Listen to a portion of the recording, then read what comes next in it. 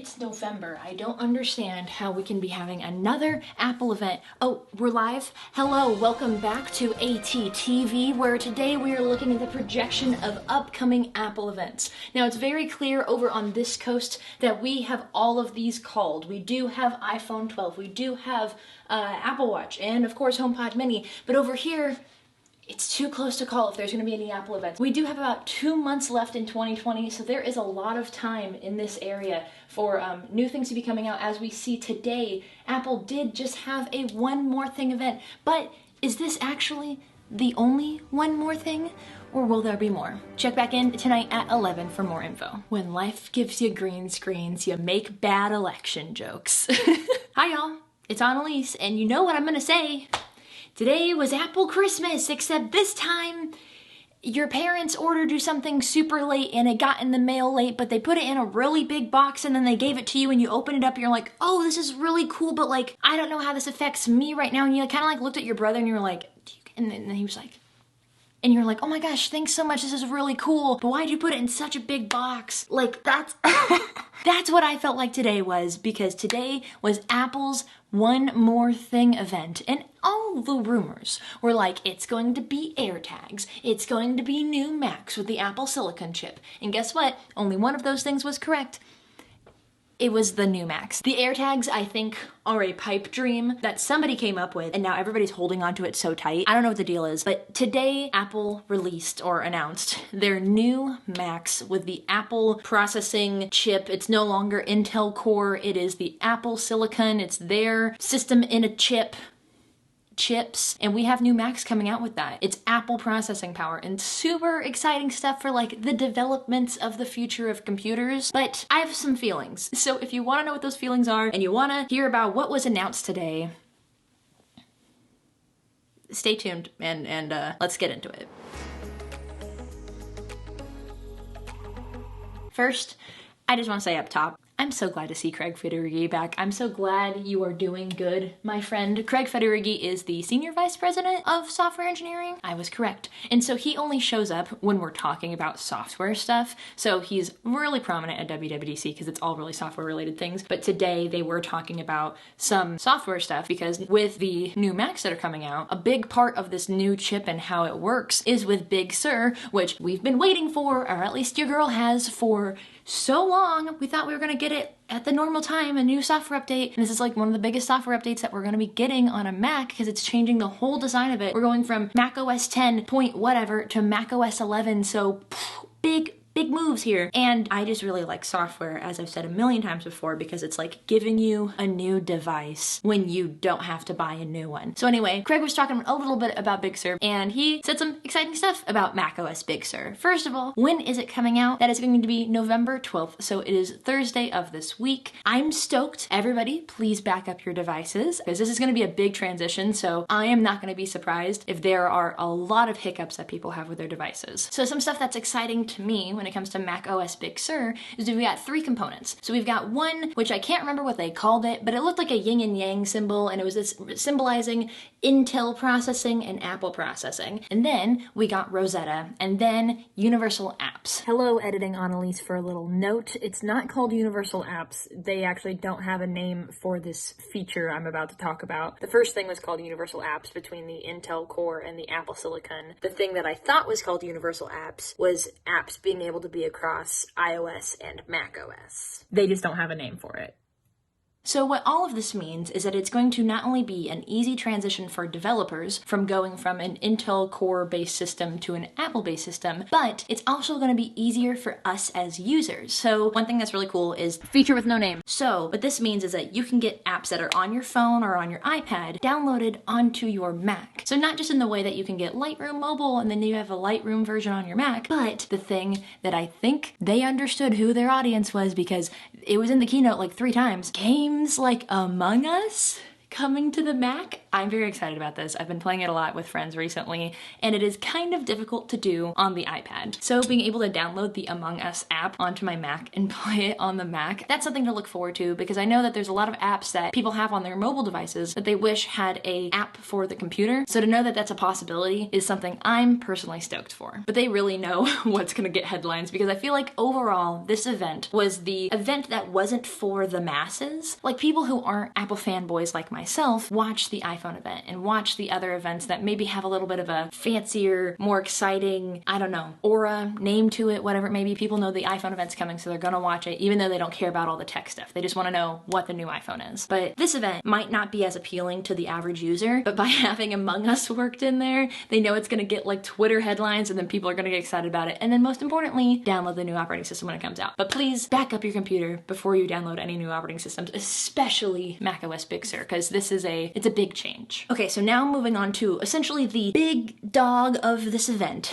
and that was Apple announcing what their chip was, as well as their new devices that are going to have the chip in them. So the chip is called the Apple M1 chip. And this new M1 chip is a higher performance chip with lower power consumption. And so the reason why people got so excited about this when it came to WWDC and Apple announcing that they were moving to Apple Silicon, which is like their name. At first I thought silicon was something, and they also say silicon and not silicon, so I don't know what the difference in that is. I've tried figuring it out, and I think they're just pronouncing it weird. But the reason why it's exciting is because if you look at your phone, you don't have all these different bits and pieces. You have one chip, the A12, the A14 Bionic, whatever. And the phones and the iPads are so power efficient, and there's so much that they can do. You can do so much with an iPad or even with a phone. Moving that to a bigger scale, it provides an opportunity for a more powerful device. And also, because of how power efficient these devices are, moving that to a laptop or even a desktop, very cool things. So like, that's the thing you need to know. The M1 chip, higher performance, lower power consumption. That's about it. Now, the devices that were announced, 3 computers. We've got a MacBook Air, a Mac Mini, which I'm so excited about, and MacBook Pro 13-inch. Didn't do the 16-inch. I don't know why they're leaving us larger computer users in the dark, but fine, it's fine. I understand. You got many a thing going on. So obviously I could read off for you all the tech specs about the new MacBook Air and the new Mac Mini and the MacBook Pro and all these things, but I just want to tell you what I'm excited about. Because if you really want to know all the little details, you can go to Apple's website and just look under the technical specifications. But a few things that I'm stoked about is, first of all, this sounds really silly, but the fact that they kept this MacBook Air at $999. It starts at $999. They bumped up the minimum storage to 256 instead of the 128. And with all of that 3 times faster and the 5 times faster, whatever, you are now making the MacBook Air, which was the best computer for almost everybody, able to do more things at still a really low price point. In their ad, they did a little film thing where they talked to software engineers and musicians and photographers and all these people and kind of testing out these computers. And something one of the folks said on there was, this makes this so much more accessible. And I think that's what I love about the new MacBook Air, is there is so much power packed in that little form factor at also the cheapest price that you can get a Mac for, a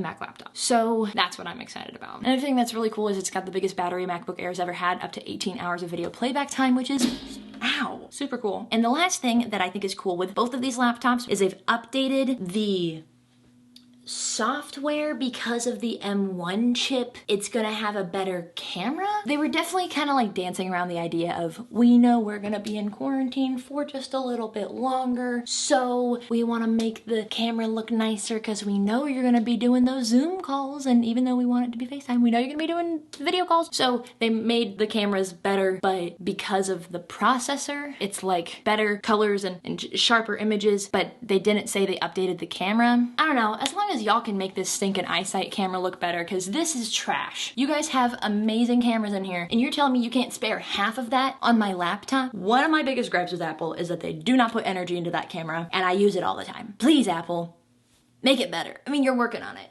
but do better. Oh, and then we've got a completely silent computer. There's no fan in it. Apparently it also is not hot either. That goes over my head. I honestly don't know. And then also Touch ID, which, yay, we love Touch ID in this house. We are Touch ID stands here. Bringing that to the MacBook Air.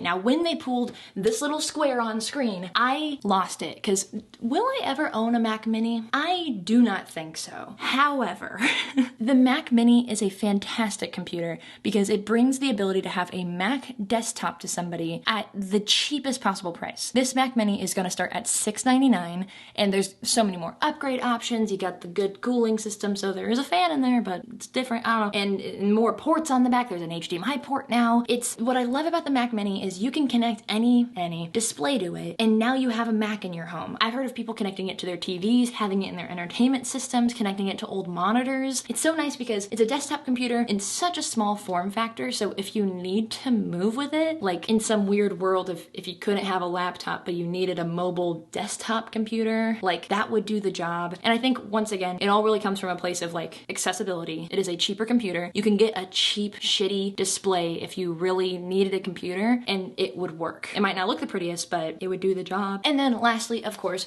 we've got the new 13-inch MacBook Pro. Pretty much all same vibe updates of the MacBook Air. Obviously it's different because it's a Pro, it's not an Air. It's way more designed for the creative and the person who's doing the heavy lifting computer work. But one thing I would like to add is that they also updated the microphones in it. Supposedly there's 3 studio microphones, so it'll sound so much better, which is gonna be, once again, great for the video calls, but they also mentioned about like recording singing, so I'm interested to see how that sounds, because that sounds pretty ambitious, but I don't know, we'll see. And then of course the 2.8 times faster CPU, the 5 times better graphics performance, and then actually the biggest battery we've ever seen in an Apple laptop, which is up to a 20-hour battery life, which, especially when it comes to a Pro, because these guys can be energy hogs, is super impressive. And something overall is that all of these computers with their new like state-of-the-art chip that is like changing the game, all of the prices are staying at the price that that computer has been at for years or going down a level. So the MacBook Air, the base level has always been $999. Now it's $999, but with 256 gigabytes of storage instead of 128. The MacBook Pro 13-inch has always been baseline $1299 for like, I want to say at least like 7 years, and it's still that way. And then when it comes to the Mac Mini, according to Apple, it's $100 cheaper than the previous gen Mac Mini, which hadn't been updated in years. So $699 for the Mac Mini. I will always think from the perspective of myself when I was scrounging together pennies to get my first Mac. And I think when people forget about that, they forget about the average user of the Mac is a great computer, and I would say to anybody, if you're looking to get a computer, like get a Mac. Like, unless if you're doing gaming, there's obviously, you have questions every time you ask for advice about computers, and maybe a Mac might not be great for you, but for a general user, I love Macs. I think they are fantastic devices, but they are expensive, and it's a worthwhile purchase, but just because it's worth the money doesn't mean people have the money right away. So knowing that Apple seems to be focusing on that fact makes the broke in me happy.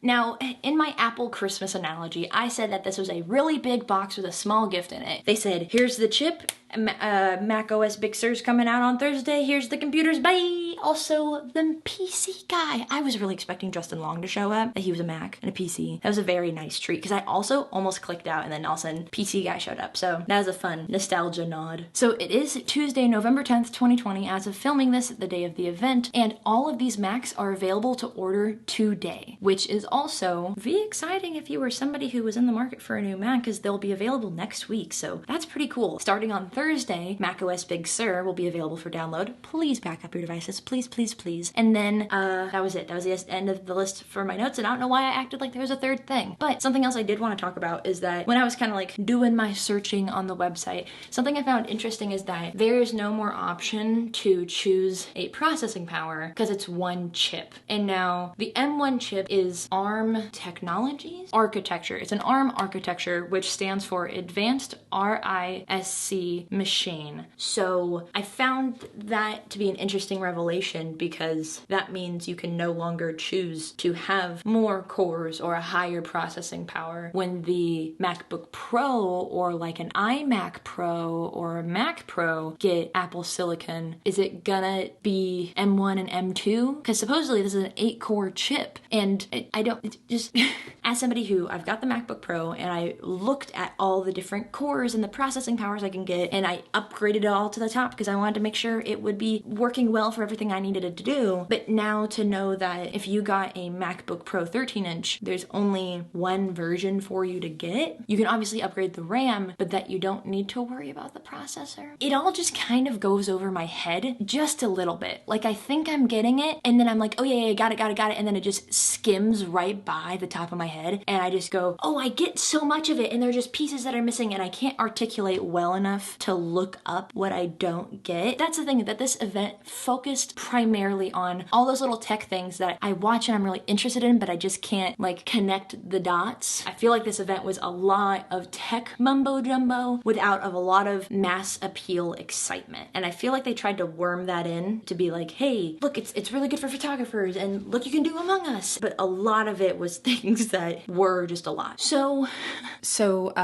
this was very all over the place, but that is it for what was announced at this event. If I had to give like my final thoughts, is that I'm excited for the future of Mac, because so far it seems like this is going to be a really cool step forward, and I just want to see where it goes next. It just makes me excited for the future. There's nothing that I'm personally excited for because I'm not in the market for a computer, but I take that back. I'm very excited for macOS Big Sur. If you are excited about anything I talked about in this video, let me know what it is in the comments. If you're somebody who's like me, who really likes Apple and I'm really into all the tech stuff, but maybe you understood this more than me, like what does this event mean to you? Or if you are more of the average consumer of like, I like knowing about the new iPhone, but when they start getting into the GPUs and CPUs, I zone out. Is there anything that I mentioned today that is getting you also excited for the stuff happening? Or are you just excited for the free software like I am? I don't know. Well, let me know what your thoughts are in the comments down below. If y'all enjoyed this video, please give it a thumbs up. I would really appreciate it. It really supports my channel. Subscribe to the channel if you are new.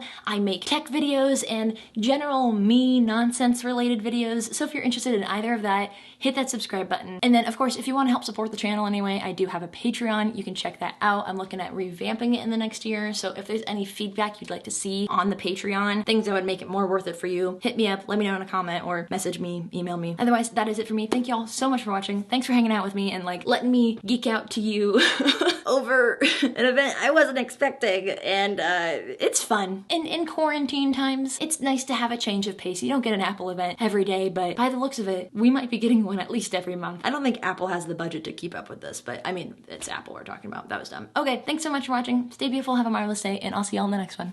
Bye!